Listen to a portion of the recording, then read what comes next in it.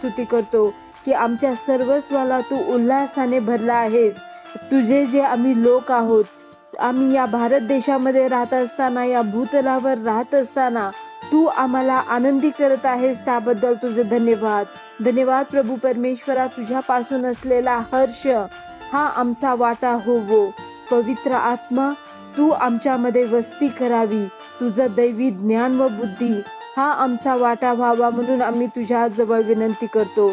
धन्यवाद प्रभू. शोकाचा व आकांताचा शब्द आम्ही पुन्हा कधीच ऐकणार नाही, हे अभिवचन देणारा तू परमेश्वर, आम्ही तुझी उपकार स्तुती करतो.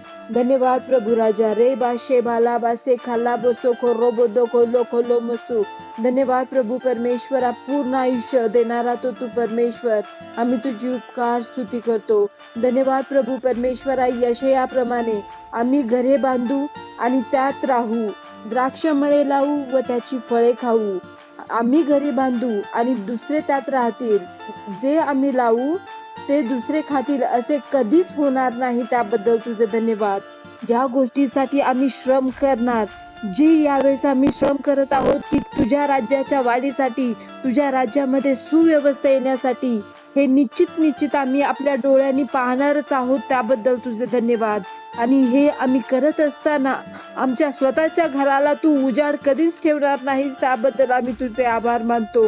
धन्यवाद प्रभू परमेश्वरा. जो कोणी या भूतलावर तुझं घर बांधण्यासाठी झटत आहे, त्या प्रत्येकाचं घर तू बांधत आहेस म्हणून आम्ही तुझी उपकार स्तुती करतो. धन्यवाद प्रभू परमेश्वरा. तुला प्रथम स्थान देणारा कुणीच लज्जित व फजित कधीच केला जाणार नाही, ना या युगात ना येणाऱ्या कुठल्याही युगात तो लज्जित केला जाणार नाही, त्याबद्दल तुझे धन्यवाद. धन्यवाद प्रभू परमेश्वरा. आम्ही तुझी उपकार स्तुती करतो की वृक्षाच्या आयुष्याप्रमाणे तू आमचे आयुष्य केले आहेस, त्याबद्दल तुझे धन्यवाद.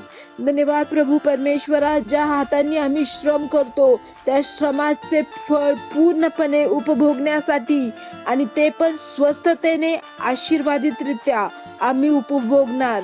कुठल्याच प्रकारचे जे सनबल्लाट असतील किंवा आमचे जे वैरी सैतानाची पिल्लं आमच्यावर हवी होणार नाहीत, असे प्रभू येशू ख्रिस्ताच्या सामर्थ्यशाली नावात